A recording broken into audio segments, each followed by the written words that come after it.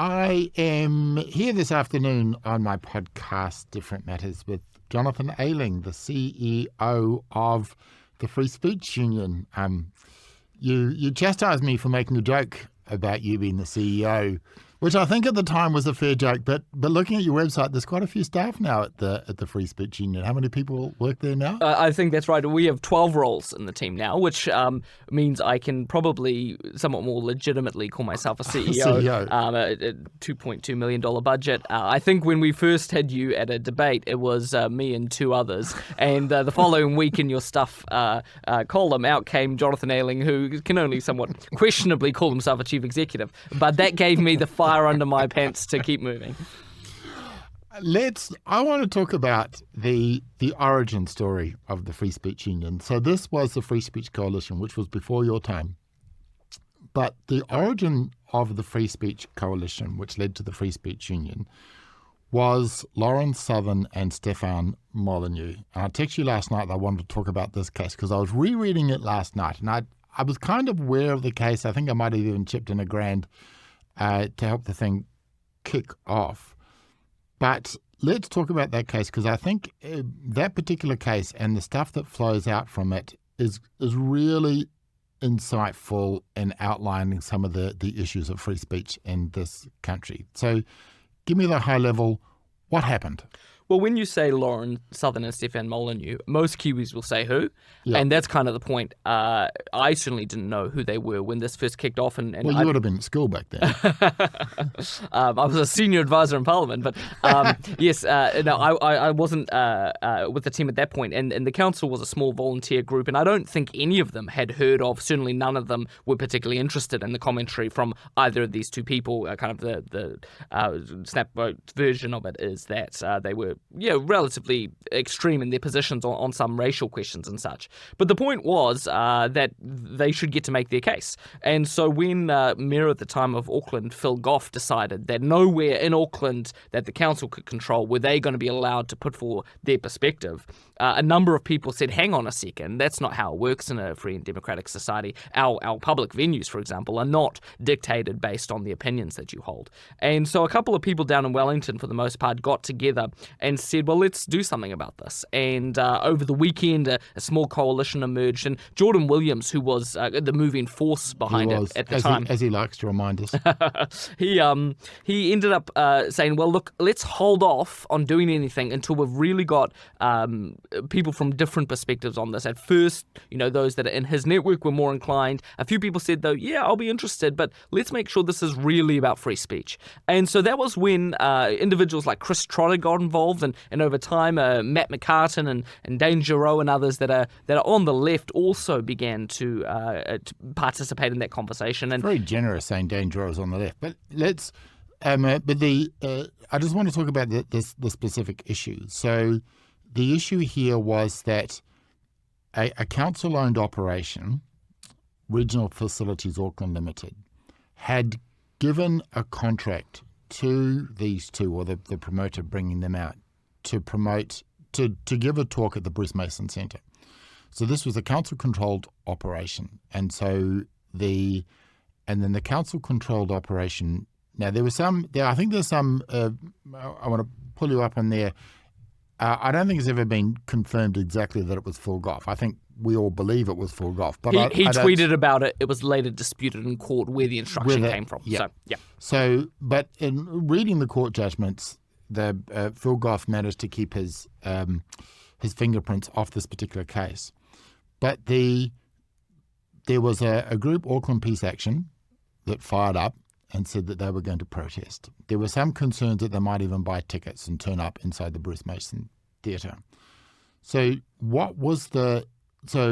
it was Regional Facilities Auckland Limited that were normally the decision maker. And so what was the reason they gave for cancelling? Ultimately, it was health and safety. I think it's an irony worth highlighting that Peace Action Auckland, or what their name is. I mean, this is what happens with language, is the infiltration and the corruption of what it means to be peaceful, and then people are suddenly not able to talk because people are afraid of health and safety. So that's the reason that was initially given, and depending on who you talk to, it's either that fisticuffs might have actually happened, that someone might have gotten hurt, or whether simply that words and ideas are violence, and that people's identities would have felt affronted, or even some would say that the mana or the wairua of a space can be corrupted by having hateful expression in that place. Lovely use of te reo. There's a number of different reasons depending on how cranky you want to get going down the spectrum. The idea that a space carries a spirit that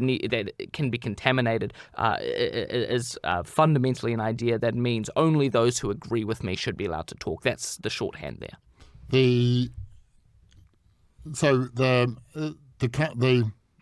general manager in charge of the facility turned around and made the decision, I'm going to cancel a contract, and I'm going to cancel a contract because, as you said, Auckland Peace Action were not going to allow the thing to occur without incident. And so they made the decision on health and safety grounds. That was at the same time you had the mayor tweeting, but they said, no, we're going to kill it. We're going to pull it. And that was the point that the Free Speech Union, the coalition, the Free Speech Coalition, cranked into action, and they found two individuals, Malcolm Moncrew-Spittle, who had a ticket, and some random guy, David Cooman, who obviously just loves to be in the limelight. Typical. Cooman jumped in there and said, hey, so David was there representing the Jewish community, saying that that they were concerned. So the claim that they brought, the claim that Moncrew-Spittle and Cooman brought, was that it was a violation of the Bill of Rights. Essentially, they said that under the Bill of Rights, quoting 14 of the Bill of Rights, everyone has the right to freedom of expression, including the freedom to seek, receive, and impart information and opinions of any kind in any form. So that was the argument that they claimed. Jagos in the High Court said no. And why did he say no? This is before my time, and I'm struggling to remember his precise reasoning there.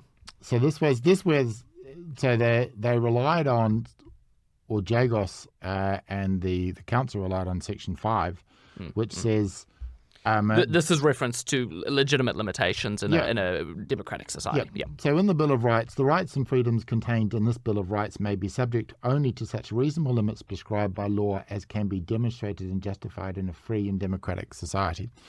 And although there was a bit of refinement at the Court of Appeal, essentially the heckler's veto prevailed.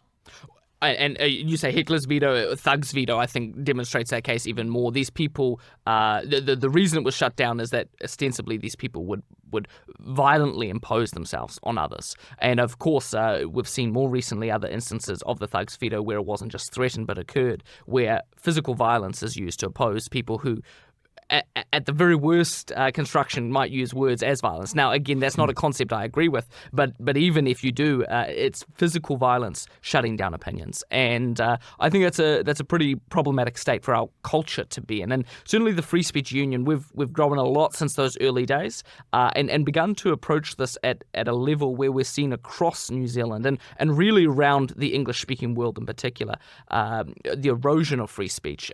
Colleagues of ours out of Vanderbilt University this year. Where is Vanderbilt University is in the United States. It's a very prominent research university, one of the great universities in the US. And Jacob Mshangama, a free speech historian, runs a centre there, and they do an annual global free speech study. He came out with you guys. That's correct. Yeah. We toured here. We produced a documentary film with him.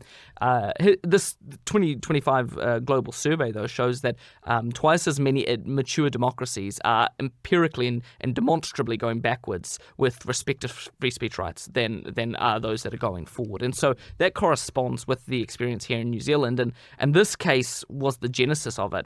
But it's flowed on into a host of other issues that really correspond with ideological capture that's happened at every level. And right now, I mean, this is a relatively old case. We've taken many other court cases since then. Right now, we have 15 cases before the judiciary at some level. So let's just because I think the origin story of this case is really helpful, and it ties into something else we were talking about just before we started. So when I look at our Bill of Rights, and the Bill of Rights says, yes, you have freedom of expression. But there is that Section 5 of the Bill of Rights, which essentially says, oh, well, there are limits. that was the limits that was allowed to be used in this situation. So there are a couple of other wrinkles which I think is really useful. Originally in the High Court, the decision was the council-owned company that ran Bruce Mason didn't have to impose the council's rulings, therefore it was outside of a judicial review. The Court of Appeal disagreed with that, so that was useful. The Court of Appeal upheld essentially the heckler's veto or the thug's veto, and that draws a distinction between us and the United States. So, but before I come on to that, it's also powerful and useful to know that the Bill of Rights only applies to government-owned operations. So I made the comment before, we were talking before about in the United States where there is no equivalent of Section 5. They have the First Amendment and it's absolute. And your comment to that was you are pleased in New Zealand that we don't have that distinction. So just talk a little bit more about that, because that was quite interesting. This may be a kind of a nerdy political take, but New Zealand doesn't have a nerdy political podcast. You're fine. It doesn't have New Zealand doesn't have a unified constitution, and I think that's a really positive thing. Of course, there are only 3 nations in the world without a unified constitution: New Zealand, the United Kingdom, and Israel. And I think what people think of when they think of constitutions is the United States. It's probably the most successful example of what can happen there. But in reality, now you'll forgive me if this isn't quite precise, but I think the average lifetime of a constitution is 14 years. Oh, really? So while we think a constitution presents a single playing field, the rules by which everyone has to play, in reality, that's simply not true. What often happens in a lot of African countries, a lot of South American countries, is one group or one government brings in a constitution, a lot of rules that benefit them. Eventually, they get kicked out, and the next group want to change all the rules. And what this highlights to me is it's not about the codified constitution itself. It's about a common vision of how society is supposed to function. Really what we're talking about there is culture. And George Orwell said, if a lot of people believe in free speech, even if it's not legally protected, it'll still occur. And if a lot of people don't agree with free speech, all the legal protections won't actually matter. And I think that's exactly what's happening in the United States right now. I travel a lot in my role. I'm in the States a couple of times a year usually, and have had the chance to correspond with some really senior First Amendment lawyers there. And I was meeting with one of them at the Knight Institute at Columbia University in New York last year. And I said, you guys have the First Amendment. You walk into court, you say this is a free speech issue, they get to have their say, you bang it on the table, you walk away victorious. But you're not making the cultural fight in your universities, in your workplaces, in your schools. So you win in the court of law, but you lose in the court of public opinion. And ultimately, I think that's what really matters. So in New Zealand, we have to go out every day of the week to make the case. And at the moment, that's hard going. A lot of people are not convinced that free speech makes for a better society. But if we can make that case, we'll actually meaningfully change the way our society functions. I'm going to challenge you on some aspects of free speech. But before we dive into that, you're right, because what happened after that, the power station agreed to host Southern and Molyneux, and the owner of the power station came up with a pretty forthright, I'm going to do this, it's my business, I can do what I like. And he caved in very short order. And that wasn't a Bill of Rights issue. There was no legal protections that would have kicked in there. The power station was a privately owned business. And the gentleman in charge of it caved to essentially the thug's veto in that situation. And there was no legal redress because he was a private individual.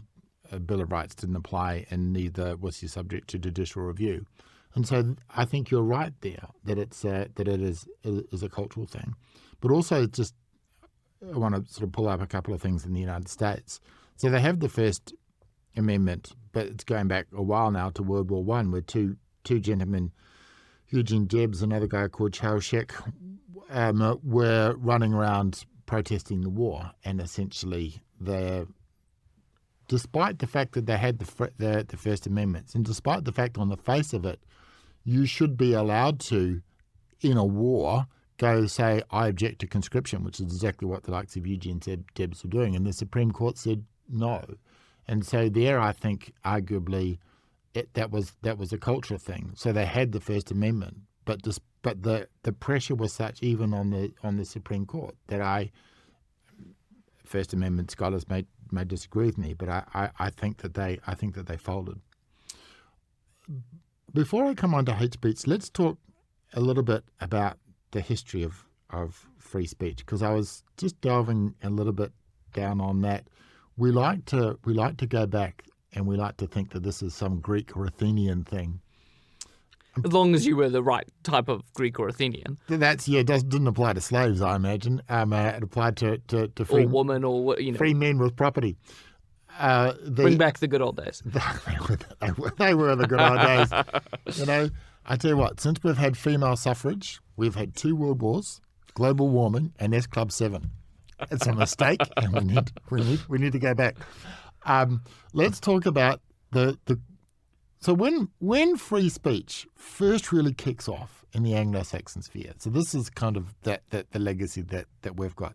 So there was some John Milton was running around. There was some restrictions on publications in the Star Chamber Council, which was abolished, and blah blah blah. And then John Milton crops up and says, "Hey," he objects, and it was only after. As long as you weren't Catholic, though. Catholics should never be allowed to do anything. The Declaration of Rights from the Glorious Revolution in 1688, 1689, the freedom of speech was limited to members of Parliament. It wasn't something that was available to everyone. It was still very much a class thing, and the shift. And you're right, it's a culture thing. I couldn't find any hard piece of legislation other than, obviously, they had that in the United States and the colonies, and they had their own bits and pieces. But certainly in the Anglo-Saxon Westminster type environment, it's all culture. Freedom of speech is fundamentally a cultural, not a legal thing. Yeah, John Benthke Elshtain writes a lot about. Who is he? She is a famous ethical historian from the United States, and what era? She passed in the past 10 years, so kind of late 20th century, early 21st century, and she writes a lot about sovereignty and the development of the idea of sovereignty and the way that split away from an authoritarian monarchical structure, split away from the church, and over time the individual has become the repository of sovereignty and autonomy, and probably we're maybe shifting away from that now. That was she was writing particularly in this area in the late 20th century. Explain that concept a little bit further. What do you mean by sovereignty? The right to exercise autonomy and agency as an individual versus as part of a class structure or an ethnic group or through religious identities and the roles that you have within that. And what we see progressively developing, I think your point is absolutely correct, that there's not kind of any one moment when in the Anglosphere tradition this all came online. It's something that's very progressively growing. But what that was, the growth of that was the role of the individual and the right that they had to live life according to their values, which is to say according to their freedom to think for themselves and then speak for themselves. And you have a lot of preconditions of that. The ability to be relatively autonomous in an economic sense. It doesn't correspond with feudalism. And so through Enlightenment and the development, pre-industrialization and then the Industrial Revolution, all of these continue to facilitate a greater agency within individuals that leads us to what we understand, what we understood up until the middle of the 20th century, at least, as human rights. I prefer the term civil liberties because of the way, over the past 50 or 70 years, human rights discourse has become so corrupted. And human rights kind of means anything nowadays, and mostly it means what I have a right to demand from you, as opposed to what I have a right to be free from. Positive and negative rights, exactly. Thick or thin rights. And I think we're at a point now where this conversation matters. It matters that we think about why we've inherited free speech and what it's cost people to give us that and the peace and the stability and the prosperity that comes by virtue of free speech. And that's the radical claim that I believe in, that free speech is the foundation on which the modern Western prosperity has been built, and we flirt with ignoring or denying it at our peril. Well, because it does seem to be a uniquely, maybe I'm revealing my ignorance. I know there was a couple of aspects of it in the French Revolution where it became an issue, but you see in the founding colonies there was a couple of cases where the colonies put in. They were more talking about the freedom of the press, and so they had in their founding charters freedom of press, rah rah rah. But there was never really there was more kind of a statement of intent. It wasn't till the Articles of Confederation, and then particularly it wasn't even in the Constitution. It wasn't the First Amendment that the freedom of speech became something that, and the origins of that do appear to come from the Glorious Revolution. So members of Parliament had free speech. Then you had the Puritans. The Puritans were grumpy because they didn't have free speech, so they claimed a right for themselves, and by extension, those people and they probably didn't think it would that freedom should extend to Indians or Catholics, but when it became enmeshed in the United States Constitution, it does appear that was a cultural shift that flowed back into the United Kingdom, Canada, Australia, and New Zealand. But the extension of that into other countries does appear to have been quite weak and quite limited. So it's only really after the Second World War that the freedom of speech seems to have developed inside Europe, outside of France. And so let's just talk now about hate speech. So, well, here's a challenge. Can you define hate speech? Well, I think one of the core arguments against attempts, at least legislatively, to prohibit hate speech is that no, you can't. And I would say it's at a really functional level. Hate is an emotion. I want to be really, really clear. The Free Speech Union successfully led the campaign against expanding hate speech laws in New Zealand. So when we were given space to talk about this, what I wanted to be really clear about is the fact that I don't deny that hate speech or speech that is hateful exists, that it has a deleterious effect in our society, that it must be challenged. What I deny is that you can define it objectively or holistically or legislatively. So I could define it, but that would only apply to my impression of it. You could define it as well. Subjectivity isn't necessarily a bad thing. All sorts of things in our life are governed by subjectivity, quite legitimately. But we don't then try to make government structures across a national legislative approach, or whatever that is, as that standard. And so I can define hate speech, but only I should be held to that standard of hate speech. So let's challenge that position. So there does appear to be a reasonable amount of work that has. Well, I want to tackle you in two areas. So when we think about hate speech and freedom of speech, I think mentally we're kind of stuck in a pre-internet era. When we move to and the impact of negative or hateful speech in a pre-internet era, it took a lot of work to get that stuff out there. You had to print the pamphlet, then you had to distribute it, and then you had to find an audience, and you paid a social cost for doing so. And so unless you're like John Lilburn and you're absolutely determined to bring in the Bibles or whatever the offence was, then you're going to pay a price for doing that. In an internet era, that's no longer the case. And there are two aspects of the internet era that I think challenge your absolute position on free speech. One is the power of anonymity.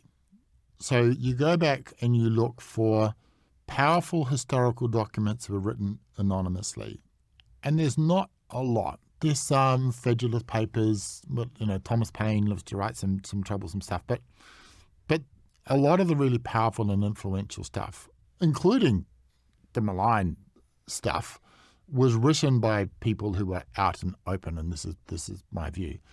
That's no longer the case. The power of anonymity in an internet era, you can become influential and nobody knows who you are. Do you ever read the book Ender's Game? No. Okay. It's a children's book, but it was ahead of its time in that concept. But then there's something else. The internet, and particularly social media, rewards extremism. So let's say I was to come out there and say something outrageous, inflammatory, racist, whatever. I would get a burst of attention. I pay a social price, but I would get a burst of attention. But then if I kept saying that, the attention would die down. So now, in order to maintain the engagement, I need to say something more extreme. And in a relatively short period of time, I'm saying appalling, outrageous, racist, genocidal, whatever it is, whatever the extremes are. And the extremes get rewarded. And there is evidence that extremist activity online does have a real-world impact. So I don't think we can make the claim that free speech is costless. It comes at a cost. That's certainly never a claim that we've made. Right. I would only say that the alternative is more costly. Defend that. So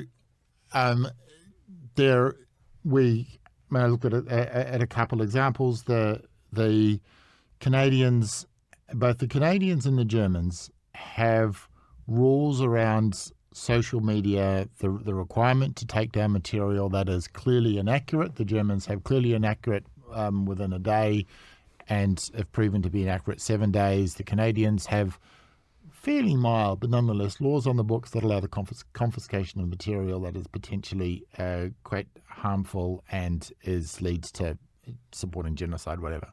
So look, a couple of comments there that I think are really important. One, I don't accept that this is an entirely new problem. When the Telegraph first connected the UK and the US, one of the first comments that came out about it was that it was too fast for the truth. And this is where what we would now call... Too fast for the truth. That was a telegram, exactly. and if you know the history around the decades in Europe following the printing press, these were remarkably bloody times. Wars, tens of thousands of dead, fought as a result of what it was now to be able to access comparatively free publication of ideas. So what you're saying, or what I hear you saying, and what many of our opponents absolutely correctly identify, is that ideas have incredible power, and that speech has incredible power, and we need to be very conscious of that. I don't dispute that at all. What I think I respond to, though, is your specific reference to hate speech, and by that I think you mean hate speech laws. Again, hate speech to me is simply speech that I consider hateful. What I think you're referring to there is what a society codifies and through law criminalizes. And so hate speech laws. The question is subjectivity again. We've covered that. Who gets to say what that is? But by no means has the Free Speech Union ever said that incitement to violence is protected by hate speech. Now, there's a really important point to that. Some of your listeners may say, see, you guys actually don't really believe in free speech. It's as if you kind of going along and you've got free speech, free speech, free speech. Oops, a bridge too far. Hate speech, we're not going to do that anymore. Incitement to violence, we're not going to do it anymore. That's a mischaracterization or a misunderstanding of the way we view it.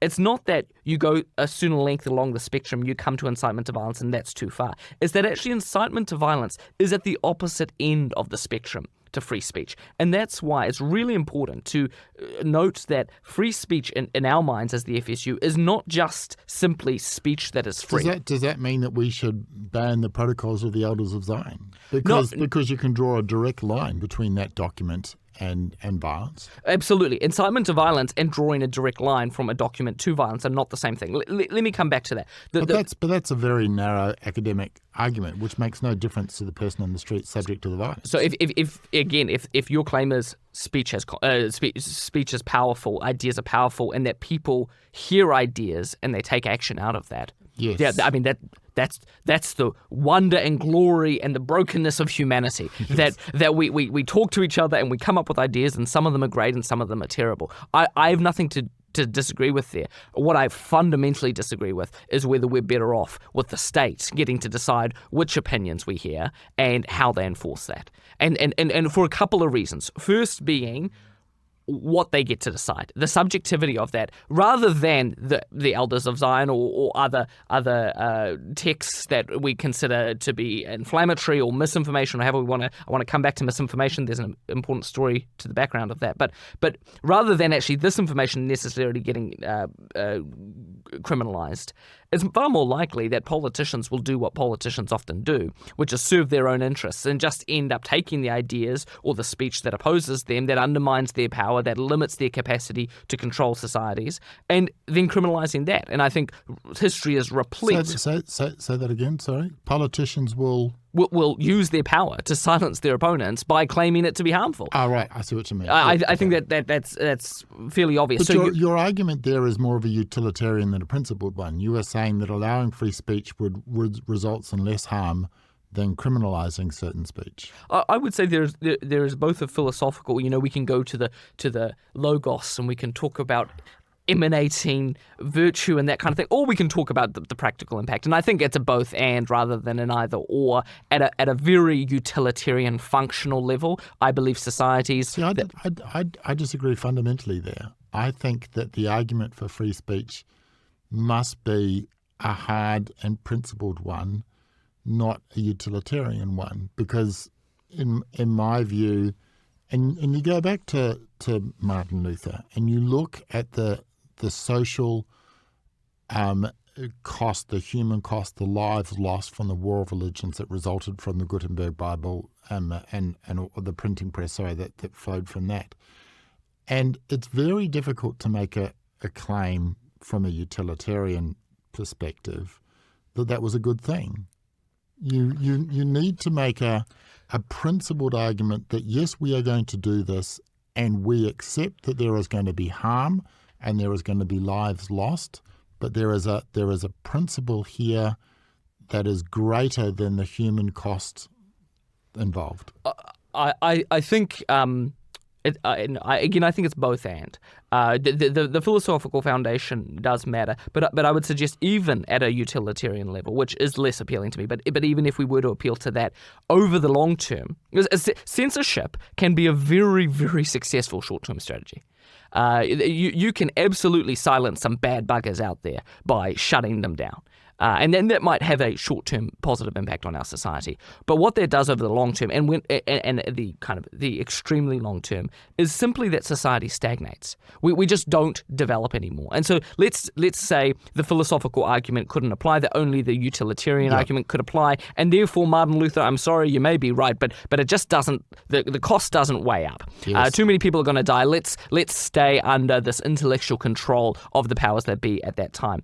Well, we're just not going to have the Industrial Revolution. We're not going to have the Scientific Revolution. We're not going to have these developments in society in a space where thinking is controlled. And so what we need then is an understanding that freedom and agency and development and progress all emerge from a simple error detection mechanism. And that's what free speech is. There are 101 reasons to oppose free speech, but every single one of them ultimately have the same weaknesses, that they remove the ability for us to learn about where we're wrong. And that's what free speech does. For all the cost that comes with free speech, it enables us ultimately to address the causes of those costs if we want to. Now, I'm not going to say free speech always works out well. That's not the case. There's no reason free speech has to work. But censorship, there's no reason censorship will ultimately work in the long run. Well, and at least free speech could work if we're willing to learn. The counterfactual to that would be China, where China has managed to allow open discourse on matters economic, scientific, mathematics, physics, and has a very tight degree of control on social and political matters. So in that situation, the Chinese would appear to have won the utilitarian argument that they are maintaining social control. They are avoiding and China has a long and bloody history of, from the Taiping Rebellion, one of the most appalling civil wars in human history. But they have managed to maintain, and maybe it will blow up tomorrow, but they've managed to maintain a high degree of social control whilst allowing enough open discourse for them to economically flourish. Isn't that a challenge to the utilitarian argument? I would say no, because of the time frame we're really talking in. You're saying it's too short. Well, look, even if we go back to kind of the emergence of the CCP at the end of the Second World War, we're less than 100 years. If we're talking about the utilitarian argument itself, we're more talking about when the economic reforms came in. Yeah, that's within your lifetime. I would say that's not a long enough period to see what the consequences are. You're saying it's not within your lifetime? So cruel. I'm right here. The Berlin Wall is not within my lifetime, so get out. Okay, all right. Well, that's interesting to see, because I would take a different approach. I would say that I think that there is costs to free speech. I agree. I disagree with your utilitarian position. The extreme example I like to use is compulsory kidney donations.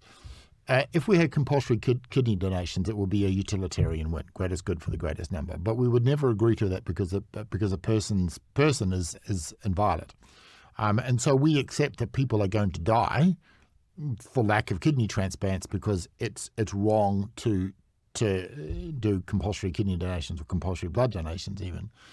And so, in my view, and you go back and you look, particularly in New Zealand, the Christchurch terror attack.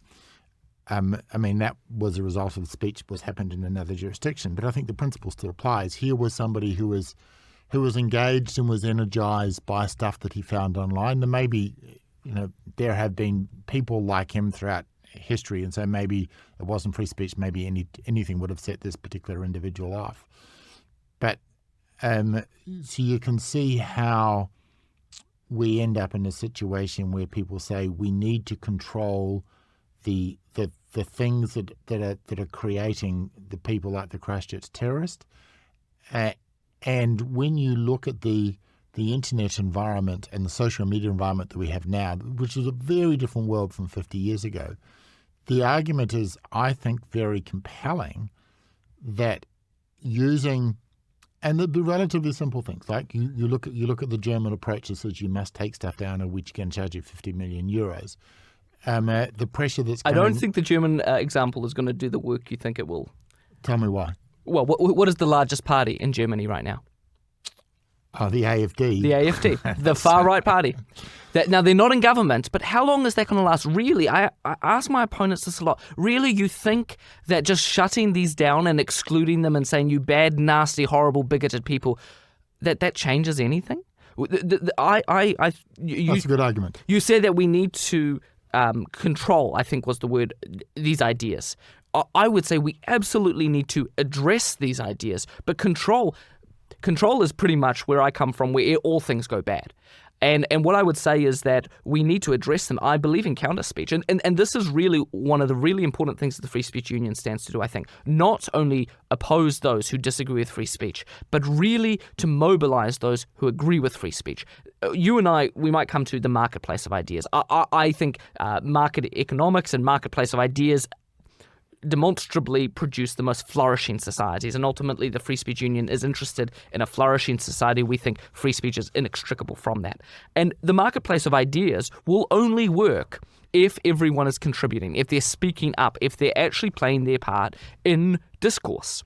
If we just let the extremists on the edges of these conversations generate outrage, there's no reason to think that the marketplace is going to produce the best outcome. But if people actually do their jobs, they participate in conversations, they engage in thinking and letting their minds be challenged, at that point, the marketplace can work. And so by people refusing to participate, they are condemning the marketplace of ideas. We need middle New Zealand to actually go, we're not going to sit in silence and let this be dominated by outrage generators on either side. Actually, when they contribute, we see the best ideas rise to the top. Okay. That is an optimistic interpretation of humanity, and I hope you're right. I'm not convinced that you are. Let's bring it back to New Zealand. So flying on from the Christchurch terror attack, there was a number of recommendations leading into hate speech. Paul Goldsmith has knocked it on the head. A couple of things that have not been knocked on the head. Talk to me about the hate crime laws that have currently been pushed forward. So the Law Commission has got some material out there. They do seem to be trying to making a distinction between hate crimes and hate speech, but I noticed that the Free Speech Union are not buying into that. Yeah, and I would say many of the fundamental flaws that exist in the idea of hate speech legislation also apply to hate crime laws. And so again, from the outset, I want to be clear that by no means do I fail to appreciate the emotional reason that people want hate crime to be opposed. I think there's something to be said for recognizing crime that is motivated by bigotry as distinct from other crime. If you're walking down the street and you mug someone because you're starving, or if you mug someone because they're black and they deserved it, I think you actually violate the social contract that governs a free society in different ways. I can't believe you invoked the social contract. Never mind. There is no social contract. And so I would suggest that what we currently have in our 2002 Sentencing Act is the ability for judges to take into account bigotry and hate at sentencing. And I think that's appropriate. What I don't think is appropriate is it's not exactly clear what the Law Commission is going to come out with. So there's a number of different ways this could be structured. Are we going to designate certain actions unavoidably as necessarily as hate crimes? It is a hate crime to spin your car wheels on a rainbow crossing. Well, what happens if someone was going on and it's wet and they just didn't intentionally do it? But is that necessary? But motivation matters, right? So if and that's what our law already recognises. What we're inviting in is more and more subjectivity, and rule of law does not do well with subjectivity, and we're inviting in more and more ideological ideology over what we are at the moment concerned by. But that changes day to day, and that changes from who's in power to the next. And that's where really free speech references all the core tenets of liberal democracy, your rule of law, your private property rights, all of these other things that are built into a liberal democracy are founded on the ability for us to think for ourselves and speak for ourselves. And that is what is under threat across the Anglosphere nowadays, is the idea of liberal democracy producing the most equitable, freest, peaceful, stable, prosperous societies. And I think history demonstrates that as we allow for individuals to think for themselves and speak for themselves, we don't end up with utopia. My blood is chilled anytime I hear someone speaking of utopia, because promises of utopia have seemingly only ever ended with millions dying. So I'm not interested in us ascending to heaven, but maybe free speech helps us descending to hell. It helps us at least have the option to have an error correction mechanism. I'm not quite sure I agree with that, but it's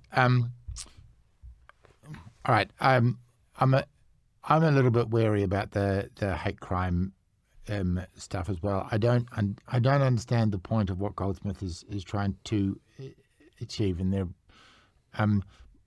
Harmful Digital Communications Act. This does seem to be a bit of an anachronism. The Harmful Digital Communications Act has been around for 10 years now. It was put forward under the previous national government where Judith Collins and I think Amy Adams were involved in it. And the intention is good. The thinking is sloppy. And what we now have is the ability to use a law that's weaponizable, that can be used to shut down legitimate expression. And so there's a couple of cases that we're working on right now, like Portia Mao, who is a Chinese journalist here in Auckland. She worked closely with Stuff on a number of stories. And she has had someone who is known to be a CCP stooge come after her to silence her ability to continue to work on material that challenges what's happening in China, and to give Kiwis an impression, according to her, of the problems that are at play there, and how that relates to our large Asian community here in New Zealand. And so I would say that what we have is continued to, in response to what are really legitimate problems, such that you've identified here today. The internet makes things a lot harder. I don't think they're new problems. The Telegram had some of the same ones, but they've certainly put them on speed. What we need, though, is to go back to first principles and to call people to understand why these freedoms matter, because otherwise, before long, not only will we have a lot of that same harm occurring, but we won't have the ability to correct it either. So just staying on with the harmful digital, because they have Ofcom in the United Kingdom. United Kingdom, where 12,000 people a year, 30 people a day, are being arrested on speech-related charges. That United Kingdom. Yes, that United Kingdom. Looking at the Department of Internal Affairs, they've got this Safer Online Services and Media Platform, whatever the head is. They do appear to be looking to replicate that. They are explicitly talking about creating some form of a regulator. So that policy has been abandoned. That was brought in previously under the Labour government when Jan Tinetti was Minister for Internal Affairs, and now Brooke Van Velden is in that role and has abandoned that policy push. So we don't have to necessarily respond to that. We were the ones who broke the story on that. That material was leaked to us, and the day before it was announced, I understand the Minister was going to be fronting as this being a new formed ability for safe and inclusive and information that's going to take us into the 21st century. We got the jump on that. We released it and said this is just going to continue to corral more and more power in the hands of people who don't like having to hear others' opinions. So how would you deal in this situation, for example, foreign state actors creating false information, and it's clearly misinformation, right? Yep. So the CCP, I don't think you should use that word. Putin, which information? Misinformation. So what would be an appropriate word? Lies. Propaganda. Yeah, lies. Propaganda, deception, subterfuge. Okay. The word, it's really interesting. I think you might like this. The word misinformation. Yes. Joseph Stalin came up with it. Oh, really? In the 1920s. He came up with... So You've been listening to James Lindsay. Does he talk about this? I didn't know that. James might have gotten it off me. Joseph Stalin came up with the Russian word, desinformatia. And he constructed it specifically like that. So it would sound French because the Russians used to speak French. So it appeared to be an older word. The French word for disinformation, désinformation, doesn't come along until the 1960s. But in the 1920s, Stalin is creating this not only as a word to describe information that is intentionally used to discredit or to mislead others. That's a legitimate concept. But misinformation and disinformation are concepts that, by virtue of them having been declared under these terms, you don't have to think about them. You don't have to give them any credence. You don't have to engage with those ideas themselves at all. And that's why I don't think anyone should be using the terms misinformation or disinformation. Now, that's a purist term. Many Kiwis use it without that baggage, but... we used to have a disinformation project. What happened to that? Well, I thought it was a perfectly named organisation, but what do we do with it in a situation where we have a foreign state actor creating propaganda inside a democratic environment, which is so that is a real problem that occurs. How do you handle that in a way that is consistent with free speech? Absolutely, it's a real problem. And I think in extreme examples, there would be a legitimate space to say that individuals within a context are given these rights, but when there are proxies that are known to be operating on behalf of foreign agents, I'm going to say it. I think states have a role to protect nation states and citizens from information wars. That's a far cry from removing the right for citizens within a democracy to speak, even if it parallels some concerns that are raised. And again, there is a utilitarian argument that applies here, being that what actually happens when we shut down people from being able to speak for themselves. An example would be Russia, Ukraine, RT. RT is a voice of the Kremlin. And I think it was Sky that decided to stop running RT because it is promulgating propaganda. Now, it's not like in our modern day people can't access RT anymore. They're just not accessing it on Sky. And all of a sudden, they're actually creating a commodity out of RT's perspective. And so a lot of people now go, see, I thought there was something fishy about this. Maybe the Russians are the good guys. Why else would they try and shut them down? I need to go and find out what these people are talking about. A less extreme version that doesn't have to do with foreign actors is Barbara Streisand, a woman that was known to be well endowed. And when she was photographed on a Malibu beach topless, she went to great lengths to try and get the photos of the photographer who had taken pictures of her, such that she draws such attention to these topless photos of her that millions, literally, more people saw them than otherwise would have. And I think we need to be really careful. You identify a clear point, and that's why the Free Speech Union just last month supported legislation before the House that seeks to criminalise foreign agents within a state seeking to undermine our liberties and our way of life here in New Zealand. That is legitimate, and if you are promulgating structures, not just opinions, these are hard distinctions to make, and I accept that. That's why we must always go back to first principles. And that's where I would challenge many Kiwis nowadays who have forgotten the culture of free speech, or many of the opponents that we have who seem to be outright trying to undermine the first principles. Are people better off to think for themselves and speak for themselves? Is it through dialogue and discourse that we do one of two things? We either draw closer together, we find truth where we otherwise didn't expect it, and we're able to advance to new horizons, or at the very least, we see who the idiot is. You know, that's what I think a lot of people don't appreciate, that free speech at least shows who the idiot in our midst is. I disagree. I disagree quite strongly on that, because I think free speech rewards the idiot. And I think we are seeing, particularly in the political environment at the moment, I can think of a number of politicians who are saying things that are untrue, that they either are willfully saying things that are untrue, or they just don't care because it is simply a stimulus response. This whole idea of everyone getting to have a vote then must be pretty problematic to you. I mean, if you're having to trust people, to make up their own minds, to think for themselves, I mean, surely the idea that we're able to self-govern ourselves isn't actually going to work then. My only problem with democracy, I have a number of problems with democracy. The problem I have with democracy is it legitimizes the state, and so if you elect the parliament has the perceives itself has the moral authority to impose rules, including the right to take a third of my income. But in response to we identify the idiot, some of us can see the idiot, but a lot of people either don't know the emperor has no clothes, or willingly go along with the fiction that the emperor is wearing a beautiful garment. And I think we certainly see in the New Zealand context there are a number of individuals who are taking what I think to be extreme and intolerant and intolerable positions, and they are being rewarded for them. And so what do we do with that then? I mean, that's the ultimate question. I don't disagree with any of that in the slightest.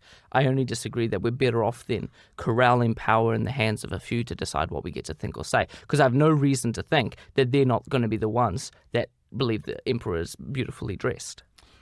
The response was where I've been pushing you back a little bit today, is that we explicitly acknowledge that free speech comes at a cost, and that cost is going to be at some times intolerable. It is going to be dead children. That is the reality of free speech. The cost is appalling in some cases, and the argument is not a utilitarian one from my perspective. I find utilitarianism to be a morally abhorrent concept. There may be situations, for example, after the Second World War, where the Germans banned Holocaust denial. I understand why in some cases that might be, people might feel that is necessary to engage in that briefly, but fundamentally my belief is that, and you made a comment before about the Logos, that free speech is as fundamental and integral to an individual as their bodily autonomy. You have no more right to control my speech as you do have the right to compel me to donate blood. And at the cost of my ability of free speech is the social and economic carnage that may occur around me, the threshold to control my speech must be an existential one before I will concede that you have a right to it. And so that's why you make the arguments that, well, yes, hate speech results in negative outcomes. In my view, the argument is not, oh, but we get the Industrial Revolution. My argument, my position and my argument is that you have absolutely no moral right to attack on my speech. So I am far more intransigent than you are, Jonathan. You are moderate by comparison. I entirely agree. I would welcome the opportunity to pursue the concept of the Logos even further. I think that's deep and important. However, that's simply not the reality of where most Kiwis are engaging this question on. And so I think it's important for us to of course, be able to articulate that. And I'm surprised and pleased to hear of your revulsion to utilitarianism. I think not a big I'm the furthest thing from a utilitarian, but I think there are functional or practical arguments, and I want to continue to challenge you with respect to, well, we have hate speech, but at least we got the scientific revolution. The reality is, I actually think at a functional, at a practical, at a utilitarian level, we are better off for allowing people who express hate speech laws, quite aside from what I entirely accept is the importance around the Logos and the autonomy of individuals. And I agree. I think actually free speech and the right to think for ourselves and speak for ourselves precedes the right to have our bodies protected, because we are more truly animate entities. With respect to hate speech and the costs, though, I genuinely think that largely letting people speak is a de-radicalizing thing, not a radicalizing thing. Now, there are exceptions, but I want to go to what I think is often brought up by our opponents. Well, two examples, actually. Weimar Republic, ahead of Nazi Germany, and the Rwanda genocide. I've spent most of my life in Africa. I moved to New Zealand as an 18-year-old. I went to school in Kenya with survivors of the Rwandan genocide. This is not a conflict I'm ignorant to. And what happened there was not that there was a free society and some bad buggers got on the radio and started to spread hate. It was control. It was the fact that those that wanted to express a moderate perspective, that those that wanted to challenge the lies, I won't use the word misinformation, but the propaganda that was being propagated, there was no off-ramp. There was no error correction. At a functional level, hate speech worked there because of the absence of free speech. And so if we have free speech but we risk hate speech, that's better because at least we retain the error mechanism. People often say to me, they think it's some sort of, cheap gotcha. Well, surely you wouldn't give Adolf Hitler a right to free speech. And Godwin is pleased with his law being once again recognized. And I say, but they did give him free speech, and they had hate speech laws as well. The Weimar Republic had all sorts. They put him in prison, although the Weimar Republic had all sorts of speech. Limitations. You think of Goebbels. Goebbels went around and said, "What is it about Hitler? What is he saying that they don't want you to hear?" And they made a scandal out of what he was wanting to say. The Weimar Republic had all sorts of limitations on what he was allowed to say, and they played into his hands. And then they served very, very effective once it had played into his hands and he had come to power for him to then also silence his opponents. And so I would suggest that this is what's called the Weimar fallacy, that if we had simply stopped Hitler from speaking, then somehow the Holocaust wouldn't have happened. I wish there was a way for us to guarantee that the Holocaust wouldn't happen again in the future. I have no way to make that commitment. The closest thing I think we come to, and it's really risky, is that each one of us operate with moral duty, that each one of us have dignity and agency and the right to speak out and challenge things and pursue a moral vision for what we believe is best for our society. That, to me, is the strongest commitment we can make to making sure never again is actually realized. And that absolutely rests on every one of us being able to speak freely. All right, I think we'll wrap it up there. Jonathan, I actually think, so just coming back to what we're saying at the start, I agree with you. I think free speech is a cultural battle. And as you're making the point before, I can remember before we started recording or not, in the United States, they had the First Amendment, but the debate of free speech has been lost at a cultural level, and you can see that at the universities. And so I think the work that you're doing is unbelievably important. The wins that you have had is significant. And I would encourage people to jump up and join the Free Speech Union. I am a member. I think you are doing, I don't want to say God's work, but you are doing... I'll take that the wrong way, won't I? I'll invite you to Mass.